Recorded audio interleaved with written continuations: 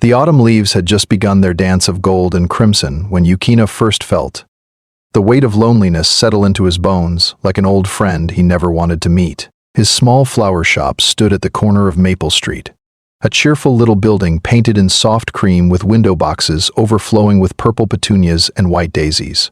Every morning at 6, Yukina would unlock the wooden door, the bell above it chiming a gentle welcome to the day. He would water each plant with careful attention, speaking softly to the roses and tulips as if they were his only companions.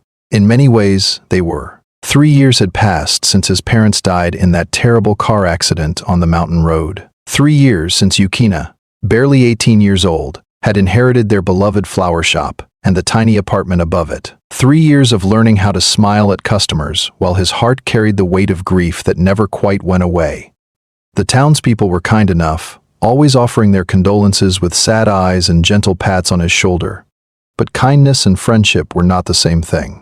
Yukina knew this truth well. At night, he would climb the narrow stairs to his apartment, heat up leftover rice, and eat alone while watching the streetlights flicker on one by one through his window. Being an Omega in a small town meant something specific. It meant the older women watched him with calculating eyes, already planning which alpha's son would be a suitable match. It meant walking home quickly after dark, avoiding the bar where rowdy alphas gathered on Friday nights.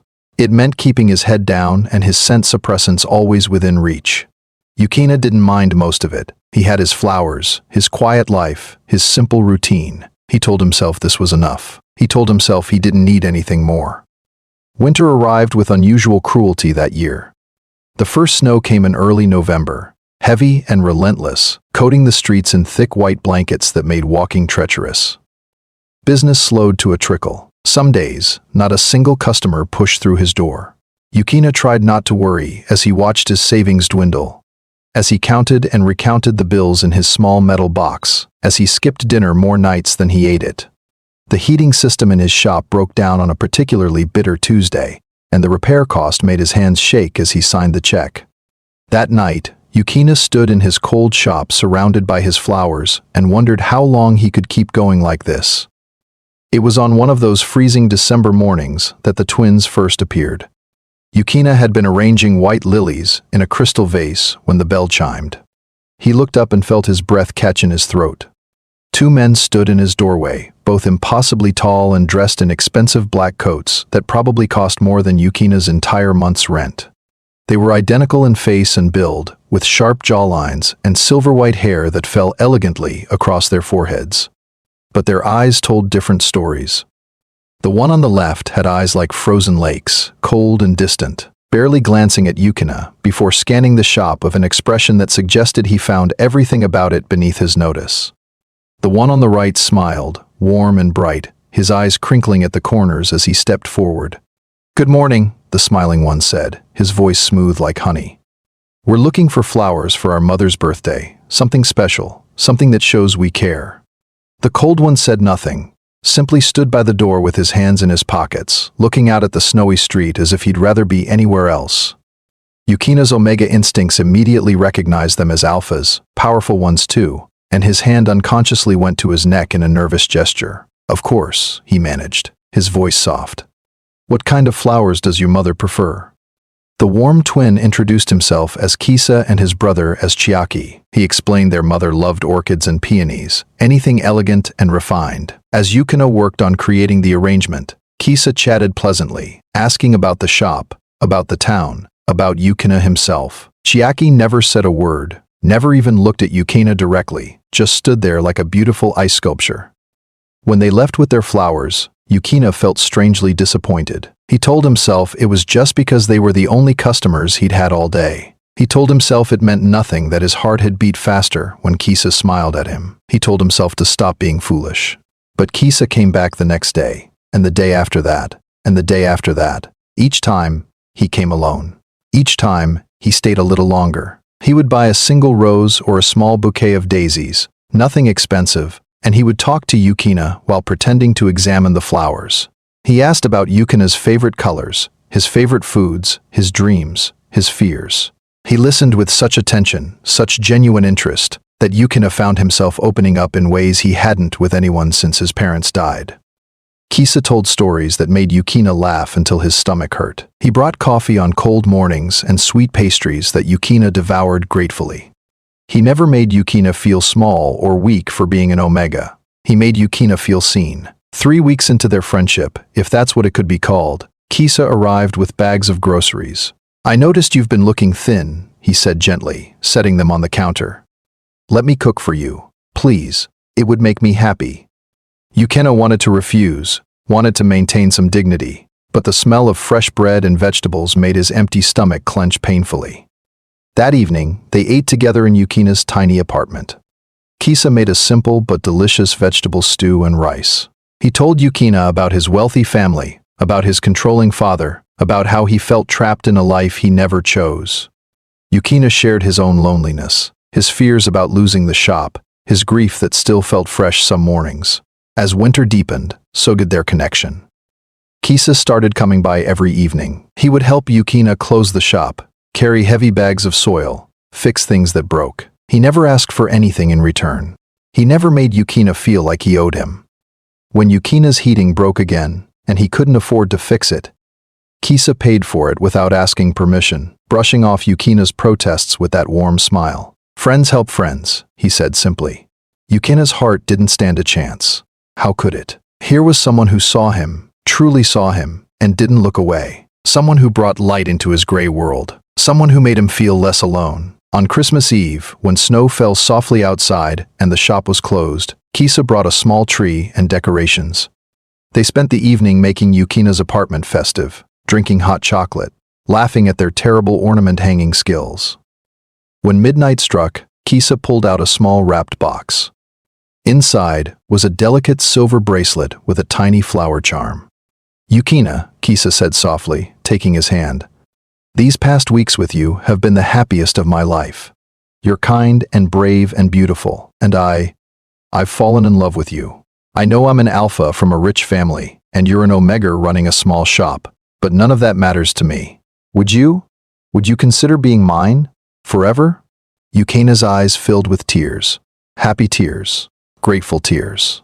Tears of someone who thought they'd be alone forever, and suddenly wasn't. "Yes," he whispered. "Yes, I want that more than anything." They sealed the promise with a gentle kiss, and Yukina felt like his life was finally beginning. Like all the pain and loneliness had been worth it to reach this moment. Like the universe had finally decided to be kind to him. He had no idea how wrong he was. January arrived with bitter cold and a quiet routine that made Yukina wonderfully happy. Kisa visited every day, and they made plans for the future. Perhaps they would expand the shop. Perhaps they would travel together in spring. Perhaps.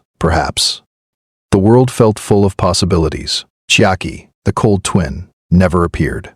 Yukina had almost forgotten about him entirely. On a Tuesday evening in mid-January, Yukina closed the shop early to deliver flowers to a wedding across town.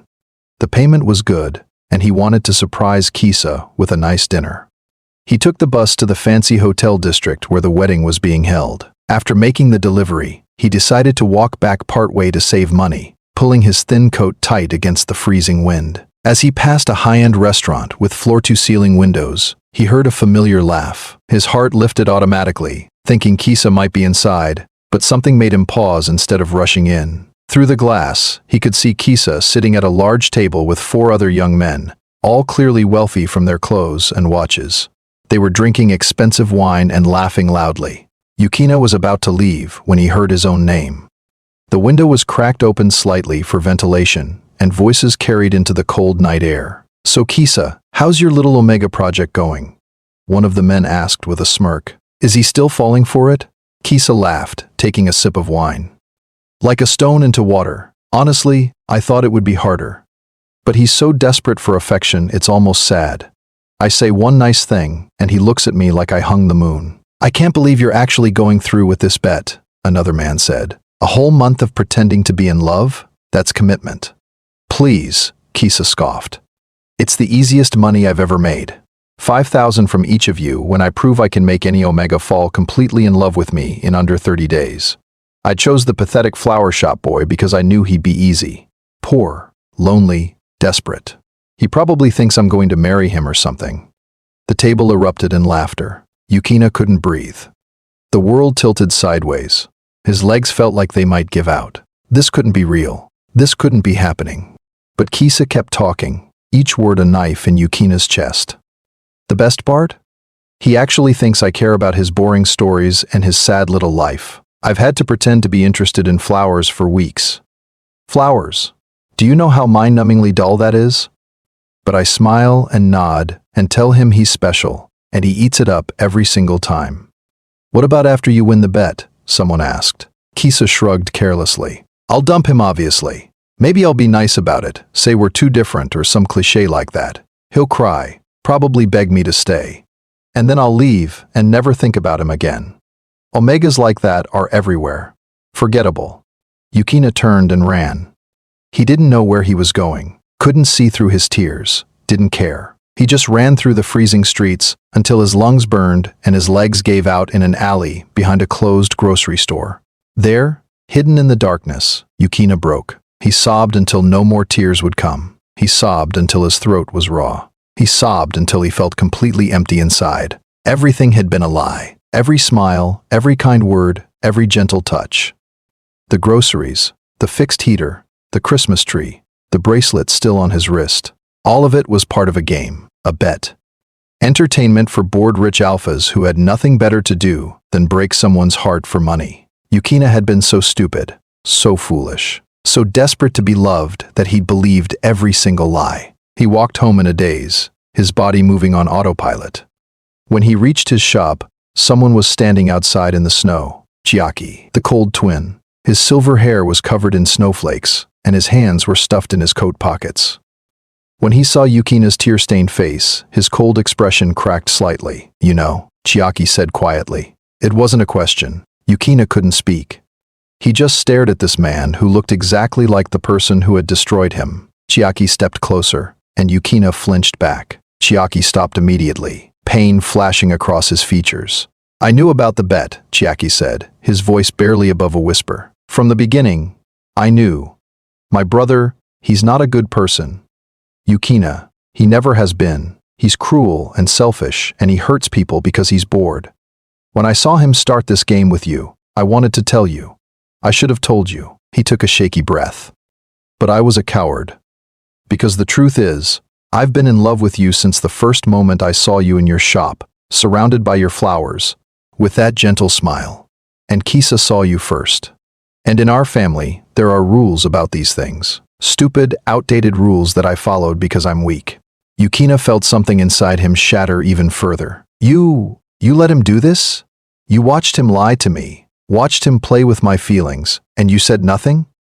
I know, Chiaki whispered, his own eyes suspiciously bright. I know, and I'll hate myself for it forever. I came tonight to warn you, to finally tell you the truth, but I'm too late. I'm always too late. He looked at Yukina with such raw pain that it almost hurt to see. I love you, I really do, and I know you'll never believe that now. I know I don't deserve your forgiveness, but please. Yukina, please let me help you. Let me make this right somehow. Yukina stared at this man who claimed to love him but had stood by while his brother broke him into pieces.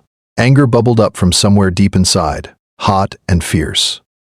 You want to make it right?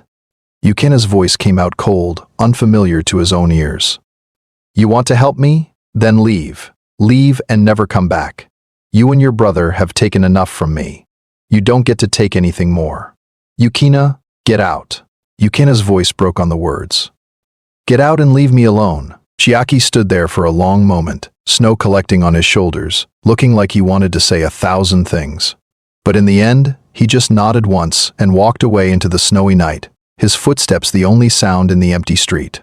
Yukina went inside, locked the door, and climbed the stairs to his apartment.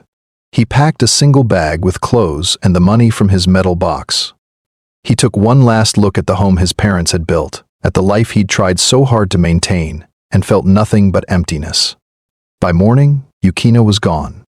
The flower shop stood empty and dark, its owner vanished like morning mist, leaving behind only the fading scent of roses and the echo of broken promises.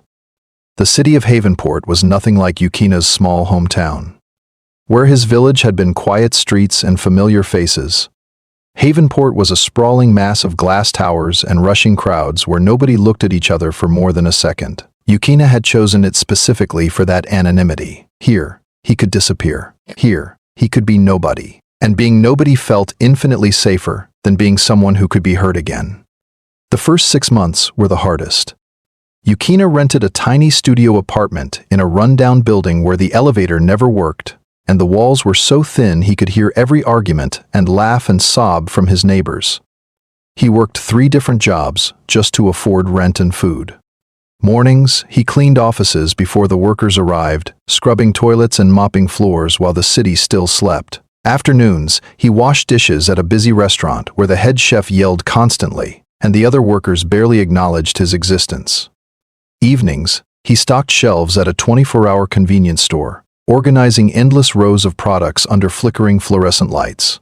He came home after midnight, collapsed into bed, and woke up 4 hours later to do it all again. He changed everything about himself that he could. He cut his hair short, dyed it dark brown instead of his natural black. He wore baggy clothes that hid his omega frame. He took double doses of scent suppressants until his natural sweet scent was completely undetectable. He stopped smiling. He stopped talking unless absolutely necessary. He built walls around his heart so high and thick that nothing could get through, or so he thought. One night, during his shift at the convenience store, an alpha came in drunk and aggressive. He cornered Yukina by the refrigerators, grabbing his wrist, asking why a pretty omega was working alone at night. Yukina froze completely, his body refusing to move, his voice refusing to work. All he could think was that this was it. This was what he deserved. This was what happened to broken things. But then the store manager appeared, a beta woman in her 50s who hit the alpha with a broom and chased him out while threatening to call the police. Afterward, she sat Yukina down and made him tea with shaking hands. "You can't keep living like this," she said gently. 3 jobs, no sleep, no life. You're running yourself into the ground, sweetheart. What are you running from? Yukina wanted to say nothing, wanted to maintain his walls. But something about her kind eyes broke through, and he found himself telling her everything about Kisa and the bet and the betrayal, and how he'd left his entire life behind, about how he didn't know how to trust anyone anymore, about how he felt so fundamentally broken that he didn't know if he could ever be whole again. She listened without judgment, and when he finished, she told him about a position at Havenport General Hospital. "My sister works there," she explained. "They need someone for their horticultural therapy program. It's a new initiative where they use plants and gardening to help patients heal mentally and emotionally. You said you used to run a flower shop. You'd be perfect for it. The pay is decent. The hours are normal, and maybe working with flowers again would help you heal too." Yukina wanted to refuse. The thought of touching flowers again, of being around beauty and growth, felt like it would hurt too much. But his body was exhausted, his mind was frayed, and he knew he couldn't continue like this. So he applied, and somehow, miraculously, he got the job. Havenport General was a massive hospital complex with white buildings and carefully maintained gardens. The horticultural therapy program operated out of a greenhouse attached to the psychiatric ward. Yukina's job was to work with patients who were recovering from trauma, depression, anxiety, and other mental health challenges. He would teach them to plant seeds, care for flowers, and find peace in the simple act of nurturing life. The irony wasn't lost on him. Here he was, someone who couldn't nurture his own broken heart, supposed to help others heal. His first day, he met the program director, Dr. Haru Matsuda. Haru was an alpha in his early 30s with soft brown hair that always looked slightly messy and warm hazel eyes that crinkled when he smiled. He wore casual clothes under his white doctor's coat and had a gentle, unhurried way of speaking that immediately put people at ease. When Yukina was introduced to him, Haru shook his hand with genuine warmth. "Yukina, welcome to our little corner of chaos," Haru said with a smile. "I read your application. You have real experience with flowers, which is wonderful. But more importantly, you wrote about understanding pain. That's what our patients need most. Not someone who's never suffered trying to tell them everything will be fine. They need someone who knows that healing isn't linear and some days are harder than others." He looked at Yukina with unexpected understanding. "I think you're going to do really well here." The work was harder than Yukina expected, but in a good way. His patients ranged from teenagers struggling with eating disorders, to elderly people coping with the loss of their spouses, to young adults recovering from addiction. Each person carried their own unique pain, and Yukina found that working with them forced him outside of his own suffering. In teaching them to be gentle with seedlings, he learned to be gentler with himself. In watching them celebrate when a plant bloomed, he remembered that growth was possible even after dormancy. Dr. Haru, or just Haru as he insisted everyone call him, became a constant presence in Yukina's life. He would stop by the greenhouse several times a day, ostensibly to check on patients, but always finding time to talk to Yukina. He brought coffee in the mornings, always remembering that Yukina liked it with minimal sugar and lots of cream. He told terrible jokes that somehow always made Yukina's lips quirk, despite himself. He asked about Yukina's day and actually listened to the answers. He never pushed, never demanded more than Yukina was willing to give, but his steady presence was like sunlight slowly thawing frozen ground. 6 months into working at the hospital, Yukina realized with a start that he'd smiled genuinely that day. Not a polite professional smile, but a real one in response to something Haru had said. It was such a small thing, but it felt monumental. That night, alone in his apartment, Yukina cried, but this time not from pain, from relief, from the realization that maybe he wasn't as permanently broken as he believed.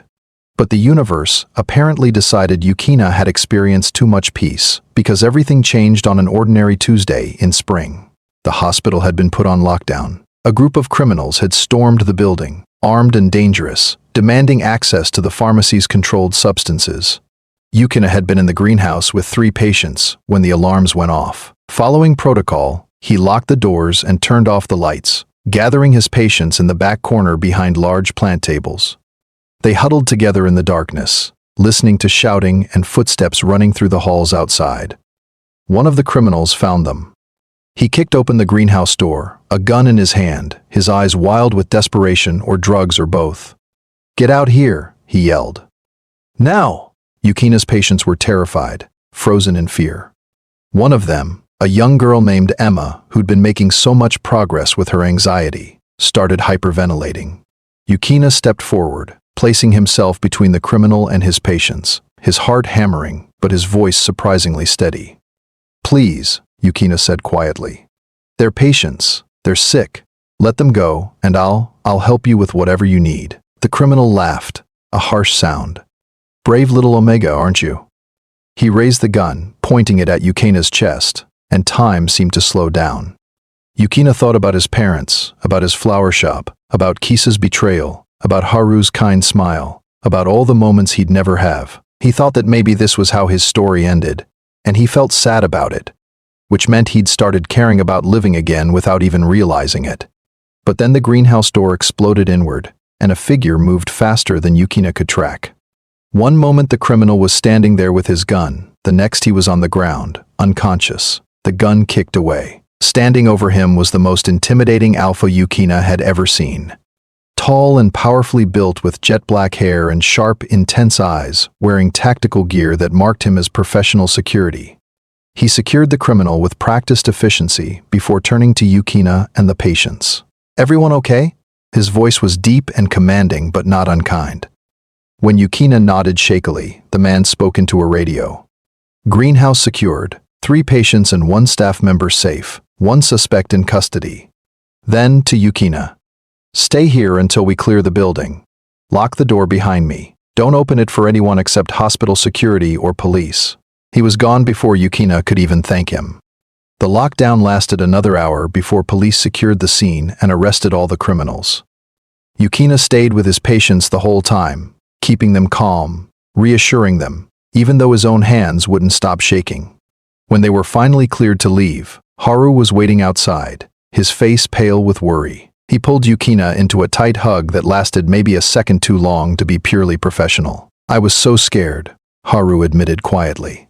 "When I heard the greenhouse was breached, I thought..." He didn't finish the sentence, just held Yukina at arm's length, checking him over for injuries.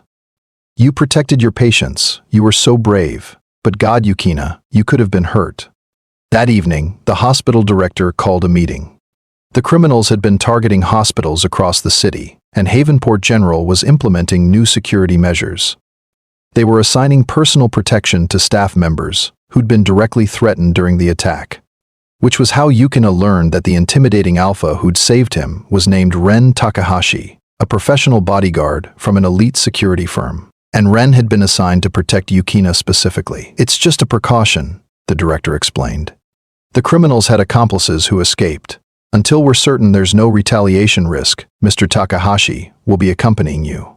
Yukina wanted to argue, to say this was excessive, but the look on Haru's face stopped him. Haru looked genuinely worried, and Yukina realized that his safety mattered to people now. He had people who would care if something happened to him, so he agreed. He showed up at Yukina's apartment the next morning at exactly 6 a.m., dressed in black tactical clothing, his face serious and professional. I'll be accompanying you everywhere, he explained.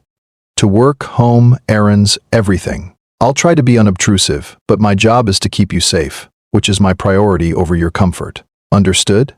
Yukina nodded, feeling awkward. Having someone shadow his every movement felt invasive and strange. But as days passed, he grew accustomed to Ren's silent presence. Ren was nothing like the alphas Yukina had known. He never made Yukina feel weak or inferior for being an Omega. He treated Yukina with respect and professional courtesy, always maintaining appropriate distance, always asking permission before entering spaces. He was observant in ways that surprised Yukina, noticing when Yukina skipped lunch and wordlessly providing protein bars. Noticing when Yukina was having a particularly hard day and giving him extra space. 2 weeks into their arrangement, Yukina finally got curious enough to ask. They were in Yukina's apartment, Ren doing security checks while Yukina made dinner. Can I ask you something personal? Yukina ventured. You don't have to answer. Go ahead, Ren said, checking the window locks. Why did you become a bodyguard? You're so intense about it, like it's more than just a job. Ren was quiet for a long moment. Then, still facing the window, he spoke. I had someone I cared about. An Omega. He was kind and gentle, like you. We grew up together. I loved him. But I was young and stupid and didn't know how to say it. One night, he was attacked walking home. I wasn't there to protect him. He survived, but he was never the same. The fear broke something in him. Ren turned to look at Yukina, his eyes carrying old pain. He left the city, and I never saw him again. I became a bodyguard because I never want to feel that helpless again. I couldn't protect him, but I can protect others. Yukina felt something shift in his chest. Here was someone else who understood loss, who carried regret, who'd been shaped by pain into something harder but not cruel. I'm sorry, Yukina said softly. That must have been terrible. We all have our ghosts, Ren replied. The question is whether we let them haunt us forever or whether we find a way to live with them. Over the following weeks, an unexpected friendship formed. Ren started staying later in the evenings, and they would talk while Yukina cooked or tended to the small plants he'd started keeping in his apartment.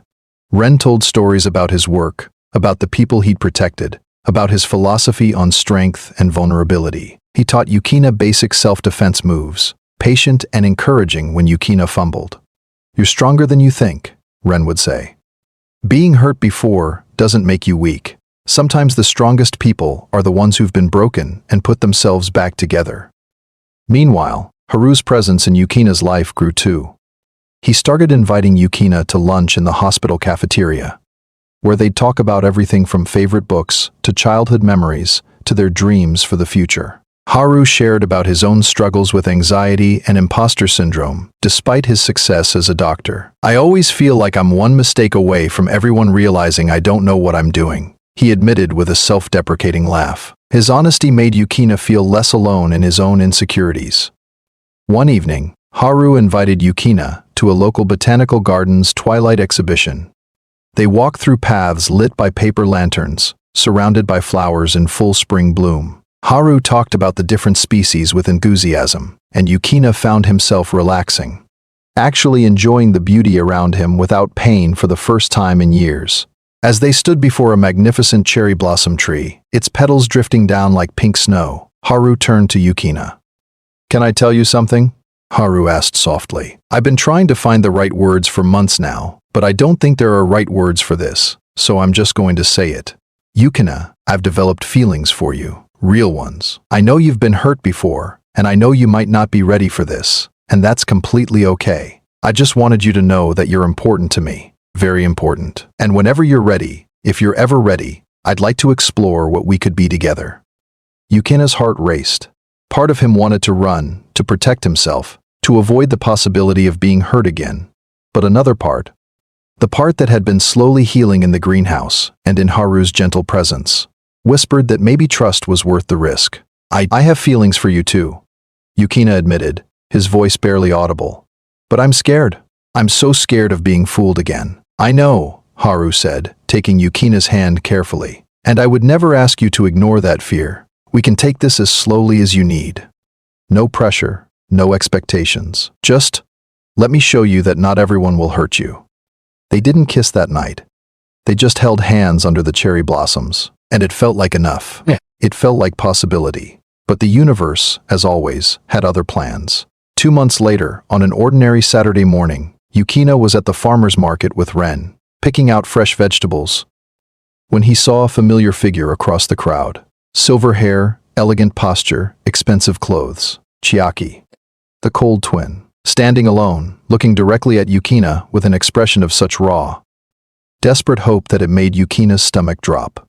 Their eyes met across the market square, and Yukina watched Chiaki's face transform from hope to pain as Yukina instinctively stepped closer to Ren. Chiaki started walking toward them, and Yukina grabbed Ren's arm. We need to leave.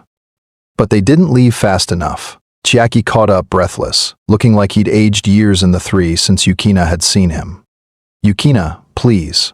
Please just give me 5 minutes. I know I don't deserve it. I know you hate me, but I need to tell you something important. It's about Kisa. It's about what he did to you. Yukina felt Ren tense beside him, protective and ready to intervene, but something in Chiaki's voice, something desperate and urgent, made Yukina pause. What about Kisa? He asked coldly. Chiaki looked around at the crowded market. Not here, please. Somewhere private. I swear on my life I'm not trying to hurt you. I'm trying to protect you. Against his better judgment, against every screaming instinct telling him to run. Yukina agreed. They went to a quiet coffee shop, Ren staying close, his hand never far from the weapon Yukina knew he carried. And there, over untouched cups of coffee, Chiaki told Yukina everything. How he'd spent 3 years looking for Yukina. How he'd cut all ties with Kisa after that night. How he'd investigated and discovered something far worse than the bet. Kisa wasn't just playing with your feelings, Chiaki said, his voice tight with anger and shame. The property your shop sits on has become extremely valuable. The city is developing that area, and real estate companies are buying up land for huge amounts of money. Kisa found out about it before it became public knowledge. He was planning to get you to sign documents that would transfer property rights to him, probably disguised as something else. Once he had the deed, he would have sold it and made a fortune. You would have lost everything your parents left you. Yukina felt sick. The betrayal went even deeper than he'd known. It wasn't just his heart Kisa had wanted to steal. It was his entire inheritance. His parents' legacy. Everything. I'm telling you this now, Chiaki continued, because Kisa found out where you are. He's coming to Havenport. He's going to try to find you and convince you to forgive him so he can finish what he started. The property value has tripled since you left. He sees you as an unfinished payday. Chiaki looked at Yukina with genuine anguish. I know you have no reason to trust me. I know I failed you when you needed me. But please, please protect yourself. Don't let him near you. He's dangerous in ways I didn't fully understand before. Yukina sat there, processing this information, feeling old wounds tear open and new anger burn hot. He looked at Chiaki, really looked at him, and saw someone carrying his own pain and regret. But he also saw someone who had chosen his family's rules over doing the right thing when it mattered most. Thank you for the warning, Yukina said finally, his voice flat. But I don't need your protection, Chiaki. I'm not the same person I was 3 years ago. I'm not alone anymore, and I'm not helpless. Whatever Kisa tries, he'll fail. He stood up, Ren rising immediately beside him. Don't contact me again. Your guilt isn't my responsibility to absolve. As they walked away, Ren spoke quietly. Want to tell me what that was about? And Yukina did. He told Ren everything, the whole story pouring out in a way it never had before. And when he finished, Ren's jaw was tight with suppressed anger. This Kisa person is a threat, a real one. We need to take precautions. I'm increasing your security, and I need to inform Haru. If this alpha is coming to the city with intention to manipulate you, we need to be prepared. That evening, Yukina sat with both Haru and Ren in his apartment and told them the complete story. Haru's gentle face transformed into something fierce and protective. "He's not getting anywhere near you," Haru said firmly. "We'll make sure of it." Ren nodded in agreement, already making plans for enhanced security measures. And Yukina, sitting between these two alphas who cared about him with no ulterior motives, who protected him because they valued him as a person, felt something shift in his heart. The walls he'd built so carefully were still there, but they had doors now. Doors that Haru and Ren had been patient enough to wait beside, never demanding entry, just showing him that it was safe to open them when he was ready. "I need to tell you both something," Yukina said quietly. They turned to him, attentive. "I've been so focused on protecting myself that I haven't let myself acknowledge what I feel, but you deserve honesty." He looked at Haru. "You make me feel safe in a way I didn't think I could feel again. You're gentle and patient, and you see the good in me even when I can't." Then to Ren, "You showed me that being hurt doesn't mean I'm broken. You taught me to be strong without being hard. You both matter to me so much." "Yukina," Haru started, but Yukina held up a hand. "I don't know what this means yet. I don't know what I'm ready for. But I wanted you to know. Both of you. Because you've both helped heal something in me that I thought was dead forever." The room was quiet for a moment. Then Ren spoke, his voice gruff but gentle. "Whatever you need, whatever pace you need, we're here. No pressure." "He's right," Haru added softly. "Your healing is what matters most." And in that moment, surrounded by people who cared about him truly and deeply, Yukina felt something he hadn't felt in 3 years. He felt hope. Spring had fully bloomed in Havenport, painting the city in shades of pink and gold, when Kisa finally made his appearance. Yukina had been expecting it for weeks. His nerves stretched thin with anticipation, but when it happened, it still caught him off guard. He was in the hospital greenhouse, teaching a group therapy session about patience and growth through the metaphor of seedlings, when the receptionist's voice came through the intercom. "Yukina? There's someone here to see you. He says his name is Kisa and that you're old friends." Yukina's hands stilled on the soil he'd been turning. His patients noticed immediately, their own healing instincts making them sensitive to shifts in mood. "Are you okay?" asked Marcus, a middle-aged man recovering from severe depression who had become one of Yukina's most dedicated students. "I'm fine." Yukina lied, then caught himself. One thing working with these patients had taught him was the importance of honesty about feelings. "Actually, no. Someone from my past is here. Someone who hurt me badly. I need to deal with this, but I'm scared." "Is that okay to admit?" "It's more than okay," said Emma, the young girl who'd been in the greenhouse during the attack. "Being scared of things that hurt us before is smart. It means we remember. It means we protect ourselves better." Her words steadied Yukina. He looked at his patients, these brave people fighting their own battles every day, and drew strength from them. "You're right. Thank you. I'm going to go handle this, and I'll be back soon. Practice your transplanting technique while I'm gone." Ren was already waiting outside the greenhouse, his expression hard. "I heard. Want me to escort him out?" "No," Yukina said, surprising himself with the firmness in his voice. "I need to face this. I need to show him, and show myself, that he can't hurt me anymore. But stay close. Please?" "Always," Ren promised. Haru appeared from around the corner, clearly having rushed over the moment he heard. "Yukina, you don't have to do this. We can have security remove him. I want to." Yukina said, and realized it was true. For 3 years, he'd run from this confrontation, but running had only given Kisa power over him. It was time to take that power back. They found Kisa in the hospital's main lobby, and Yukina had to suppress a shock at his appearance. The man looked almost the same, still handsome with his silver hair and expensive clothes. But there was something calculated about his posture now that Yukina hadn't noticed before. Or maybe he had noticed but had chosen to ignore it, blinded by loneliness and the desperate need to be loved. When Kisa saw Yukina, his face lit up with that same warm smile that had once made Yukina's heart race. Now it just made him feel cold. "Yukina, I've been looking everywhere for you. I can't believe I finally found you. You look good, but different." Yukina stood with Ren on one side and Haru on the other, their presence like shields. "What do you want, Kisa?" Kisa's smile faltered slightly at the coldness in Yukina's voice. I wanted to apologize. What happened between us, it's haunted me for 3 years.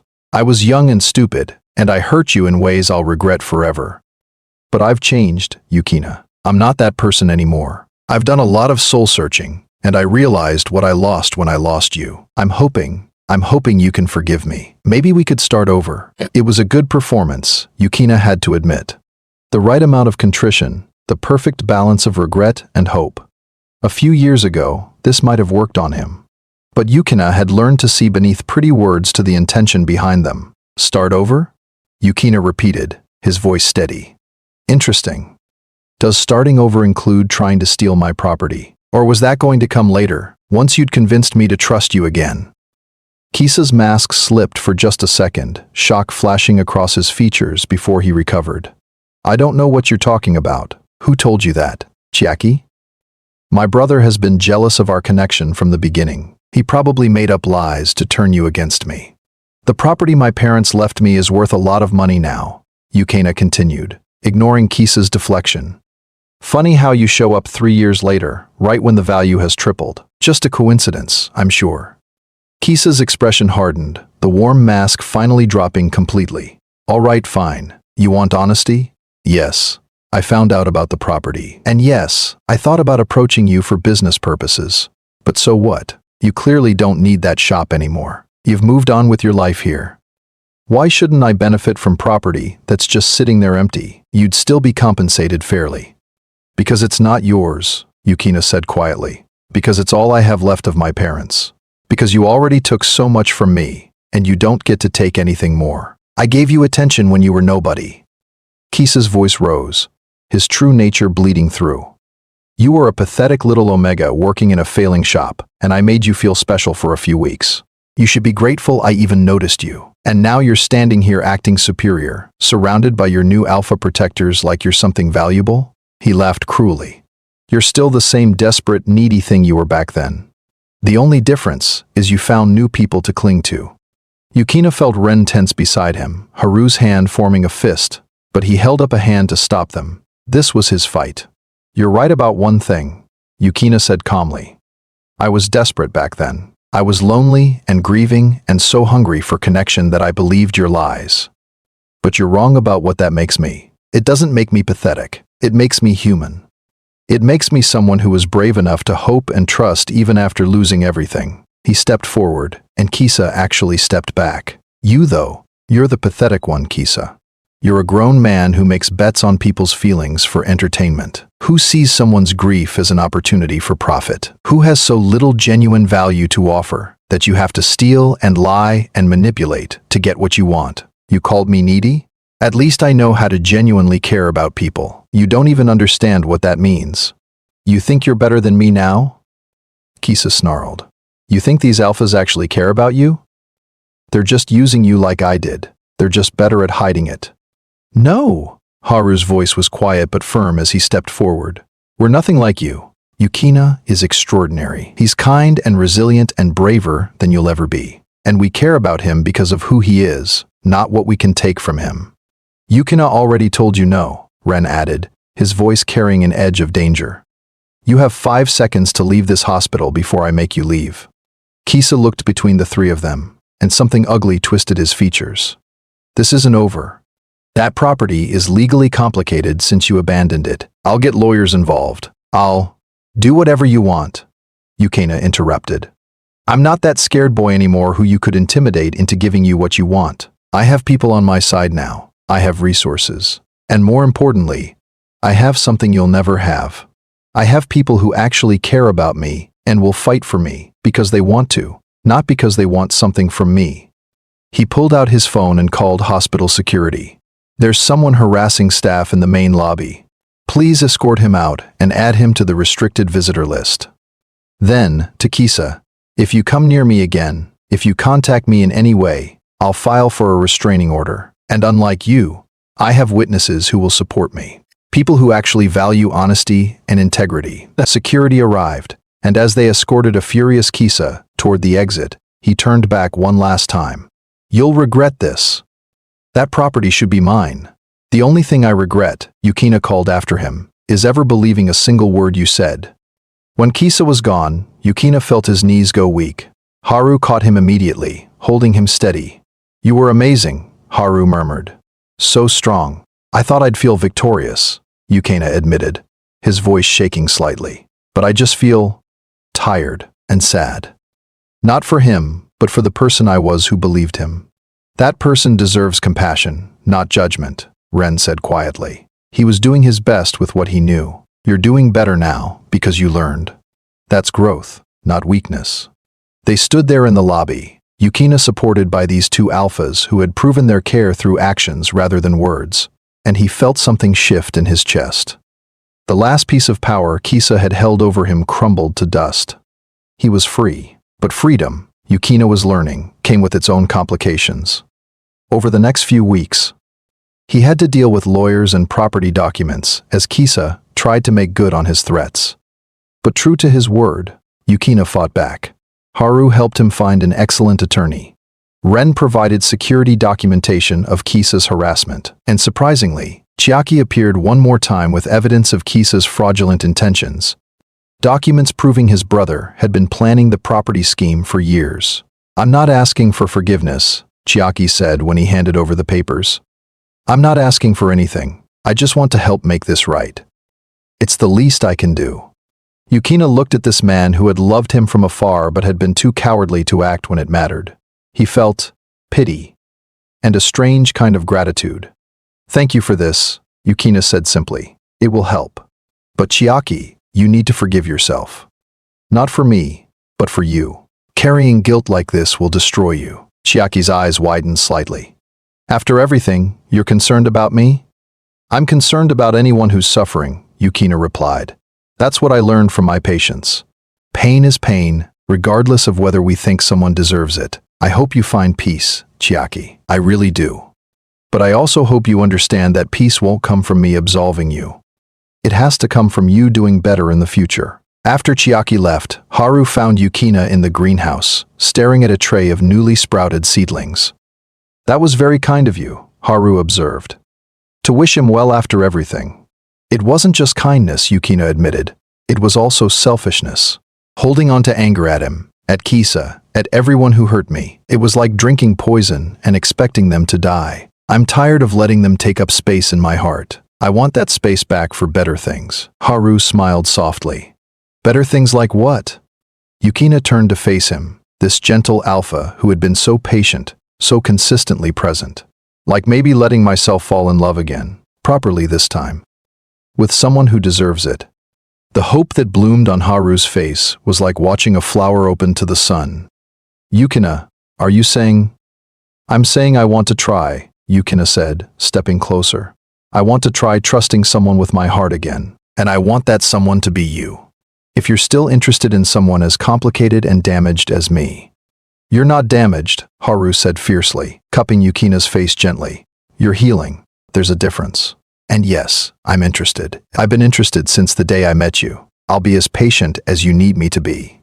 Their first kiss was soft and sweet, gentle in a way that made Yukina's heart ache with how different it was from anything he'd experienced with Kisa. This was what real affection felt like. Care without calculation, desire without deception. But as their relationship deepened over the following weeks, Yukina found himself facing an unexpected complication. Ren, his bodyguard, his protector, his friend. Yukina had noticed things changing between them too. The way Ren's eyes lingered a moment too long.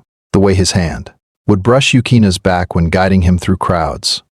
The way his professional distance had slowly eroded into something warmer, more personal. One evening, Ren came to Yukina's apartment for their usual security briefing, but something was different. He was tense, unable to meet Yukina's eyes. Finally, after pacing the small living room twice, he spoke. "I need to request a transfer," Ren said abruptly. "I'll find you an excellent replacement, someone just as qualified, but I can't continue being your bodyguard." Yukina's heart dropped. "Why? Did I do something wrong?" "No." Ren turned to him quickly. "God, no. You're perfect. That's the problem." He ran a hand through his hair, frustration evident in every line of his body. "I'm supposed to be professional. You're my assignment. But somewhere along the way, you became more than that. And now with you and Haru together, which is good, which is what you deserve, I can't watch it and maintain the distance I need to do my job properly. Understanding dawned, and with it, a complicated swirl of emotions Yukina didn't know how to process. Ren, do you have feelings for me? Since about a month into protecting you, Ren admitted quietly, maybe even before that. But I never acted on it because you needed safety and stability, not another alpha complicating your life. And then you and Haru started getting close, and I was happy for you. But I also realized I couldn't keep this professional distance anymore. Every time he touches you, I have to remind myself it's not my place to feel jealous. Every time you smile at him, I have to remember that my job is to protect you, not to want you. Yukina sat down heavily on his couch, his mind racing. He cared about Ren, deeply, but he also cared about Haru. This was exactly the kind of complicated situation he'd wanted to avoid. I don't want you to leave, he said finally. You've become important to me too. More than just a bodyguard. You're my friend. And Ren stared at him. What are you saying? I'm saying I don't know, Yukina admitted. I care about Haru. I'm building something real with him, something that makes me happy. But I also care about you. You've been there for me, teaching me to be strong, showing me that I can protect myself. You've never treated me like I was fragile or broken. You've seen all of me, the scared parts, and the angry parts, and the healing parts, and you've never asked me to be anything other than what I am. Yukina, I can't. Ren started, but Yukina held up a hand. I need to talk to Haru, Yukina said. This isn't fair to any of us if I'm not honest about what I'm feeling. Just don't request that transfer yet, please. Give me time to figure this out. The conversation with Haru was one of the hardest things Yukina had ever done. They met in the hospital garden, surrounded by blooming roses, and Yukina laid everything out honestly. His feelings for Haru, his unexpected feelings for Ren, his confusion about what to do. I understand if this changes things between us, Yukina finished, his hands trembling slightly. I understand if you don't want to be with someone who has feelings for someone else. But I couldn't lie to you. You deserve better than that. Haru was quiet for a long moment, processing. Then he surprised Yukina by laughing softly. You know what's funny? I kind of saw this coming. The way Ren looks at you, the way you light up when he's around. I'd have to be blind not to notice. He took Yukina's hand gently. I'm not angry. How can I be angry at you for having the capacity to care about multiple people? That's part of what makes you special. But doesn't it hurt? Yukina asked. Knowing you're not the only one? A little, Haru admitted. My ego would prefer to be the sole focus of your affection. But my heart, the part that actually loves you, wants you to be happy above everything else. And I think maybe there's a way for all of us to be happy here, if we're brave enough to try something unconventional. Over the next few weeks, the three of them navigated an awkward but honest series of conversations. Haru and Ren, who had been circling each other with professional courtesy, actually sat down and talked. They discovered they had more in common than either expected. Both had been shaped by loss, valued Yukina's well-being above their own desires. Both were willing to try something new if it meant not losing what they'd found. I've never done anything like this, Ren admitted during one of their group conversations in Yukina's apartment. Multiple people in a relationship. It goes against everything I was taught about how relationships should work. Most of what we're taught about how things should work is arbitrary anyway, Haru countered. If we all care about each other, if we're all honest and communicative, why does it matter if it doesn't fit traditional models? Because people will judge, Yukina said quietly. Society has very specific ideas about omega relationships, about alpha relationships, about what's acceptable. Let them judge, Haru said firmly. I spent too much of my life worrying about other people's opinions. I'm done with that. I care about you, Yukina. And if having Ren in our lives makes you happier, then that makes me happy too. I can't believe I'm agreeing to this, Ren muttered, but there was a small smile on his face. But if we're doing this, we're doing it right. Clear communication, established boundaries, honesty about feelings. No jealousy games, no manipulation. No lies, Yukina added firmly. Ever, about anything. I've had enough of lies to last a lifetime. They agreed, and slowly, carefully, they built something new. Something that didn't have a traditional name or structure, but that worked for them. Haru's gentle affection balanced Ren's quiet strength. Ren's protective instincts complemented Haru's emotional support. And Yukina, in the center of it all, finally felt like he could breathe fully for the first time in years. The legal battle with Kisa resolved in Yukina's favor. The property remained his, and Kisa was ordered to pay damages for harassment and attempted fraud. But Yukina made a decision that surprised everyone. He decided to sell the property. It's not because Kisa wanted it, he explained to Haru and Ren one evening. It's because holding on to it was keeping me tied to the past. My parents would want me to move forward, not to stay frozen in grief and nostalgia. With the money from the sale, Yukina did something unexpected. He founded a program at the hospital specifically for trauma survivors, offering horticultural therapy free of charge to anyone who needed it. He named it the Sakura Hope Garden, in memory of his parents who had taught him that beauty could grow even in difficult soil. On the day of the grand opening, Yukina stood before a crowd of hospital staff, donors, and patients. Haru and Ren flanked him, their presence steady and reassuring. As he gave his speech about healing and hope and the resilience of the human spirit, Yukina realized something profound. He had been so focused on what Kisa had taken from him that he'd failed to see what the experience had given him. It had given him strength he didn't know he possessed. It had taught him to recognize genuine care from manipulation. It had led him to this city, to this hospital, to these people who had helped him rediscover his worth. It had broken him, yes, but in breaking, it had created space for something new and beautiful to grow. My parents used to tell me that the most beautiful flowers are often the ones that grow in the harshest conditions, Yukina told the crowd. I didn't understand what they meant until I lived it. We all have harsh conditions in our lives. Trauma, loss, betrayal, pain. But we also all have the capacity to grow through them. Not just despite them. This garden is for everyone who's ever felt broken. This is proof that broken things can bloom again. The applause was warm and genuine, but what mattered most to Yukina was the two sets of eyes watching him with pride and love. After the ceremony, as they walked through the new garden together, Haru took one of his hands and Ren took the other. Your parents would be proud, Haru said softly. You should be proud, Ren added. Look at what you've built from your pain. Yukina looked around at the greenhouse full of plants, at the patients already exploring the space with wonder, at the two men beside him who had proven that love could be kind and honest and true. I am, he said, surprising himself with how much he meant it. I really am. Months passed, and the Sakura Hope Garden flourished. Yukina's patient Emma recovered enough to become a volunteer, helping other young people work through their anxiety. Marcus found peace in the routine of caring for orchids and started talking about returning to work. New patients arrived each week, each carrying their own pain, each finding small moments of peace among the flowers. Yukina's relationship with Haru and Ren continued to evolve and deepen. They moved into a larger apartment together, navigating the logistics and emotions of building a life as three. It wasn't always easy. There were moments of jealousy that had to be worked through, boundaries that had to be negotiated, fears that had to be voiced and addressed. But they faced everything with honesty and care, and slowly, they built something beautiful and rare. One evening, almost a year after the confrontation with Kisa, Yukina was in the greenhouse after hours, preparing soil for the next day's session. He heard footsteps and looked up to see all three of his partners entering. Wait, three? Chiaki stood beside Haru and Ren, looking uncomfortable but determined. Yukina straightened slowly, wary. What's going on? Before you react, Haru said quickly.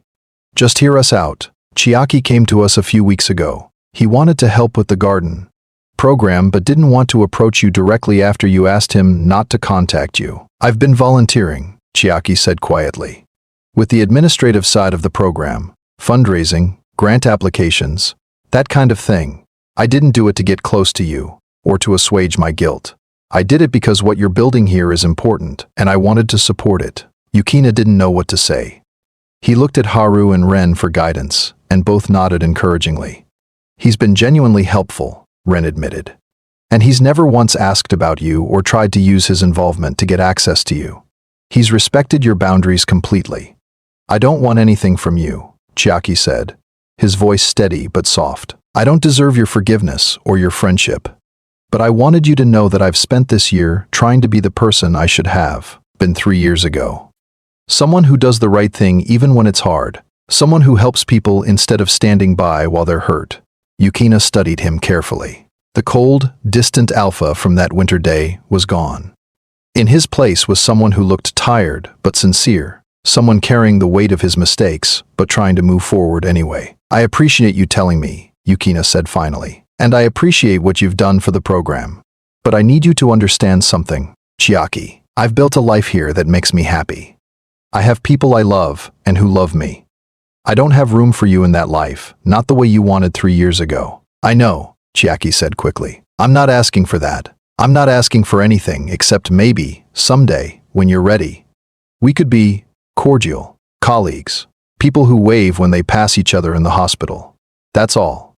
It was such a modest request, so different from the grand declarations and intense emotions that had defined their past interactions. Yukina felt something ease in his chest. "I think I can do cordial," he said. "Eventually. For now, thank you for helping the program. It means a lot that something good came from all the bad." Chiaki's shoulders sagged with relief. "Thank you. That's more than I expected." He nodded to Haru and Ren and left quietly. After he was gone, Yukina turned to his partners. "You two are okay with him being around?" "As long as you are," Haru said. "He seems genuine about wanting to make amends through action rather than words. That counts for something. And if he steps out of line, I'll handle it," Ren added with a slight smile. Yukina laughed, feeling lighter than he had in a long time. "I love you both. You know that, right?" "We know," they said in unison, and the moment was so perfect in its simplicity that Yukina had to blink back happy tears. Life continued its forward momentum. The Sakura Hope Garden expanded to include art therapy and music therapy, alongside the horticultural program. Yukina was promoted to director of the entire wellness initiative. Haru published a research paper on the effectiveness of nature-based interventions for trauma recovery. Ren started teaching self-defense classes for Omegas and other vulnerable populations, sharing his skills to help others feel safer. On the 3-year anniversary of Yukina leaving his hometown, the three of them took a trip back. Yukina hadn't been ready before, but now he felt strong enough to face his past without being consumed by it. They visited his parents' graves, and Yukina told them about everything he'd accomplished, about the love he'd found, about the life he'd built. He liked to think they'd be proud. The old flower shop had been demolished, replaced by a modern apartment complex. Yukina felt no sadness seeing it gone. The building had been bricks and wood. The real legacy his parents had left him was the ability to nurture beauty and help things grow. And that legacy lived on in the garden, in his patience, in himself. As they drove back to Havenport, Yukina looked at Haru dozing against the window, and Ren focused on the road and felt overwhelming gratitude. Not for the pain he'd endured, he would never be grateful for that, but for what he'd learned from it. He'd learned that trust required courage, but was worth the risk. He'd learned that healing wasn't linear, but was always possible. He'd learned that love came in many forms, and that opening your heart to it, even after betrayal, was the bravest thing anyone could do. The scars from Kisa's betrayal would always be part of him, but scars were just evidence of wounds that had healed. And Yukina had healed so beautifully, blooming into someone stronger and kinder, and more whole than he'd ever been before. As the sun set over the highway, painting the sky in shades of gold and rose, Yukina smiled. His story had started with betrayal and pain, but it had become so much more. It had become a story of resilience, of chosen family, of love that healed rather than hurt. And the best part? The story wasn't over. Every day brought new growth, new possibilities, new reasons to be grateful for the journey. Yukina had offered his body to the cold twin alphas all those years ago, unaware of their hidden desires.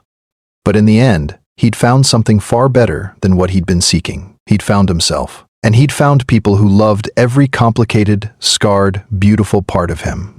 That was worth more than any fairy tale ending. Did this story touch your heart?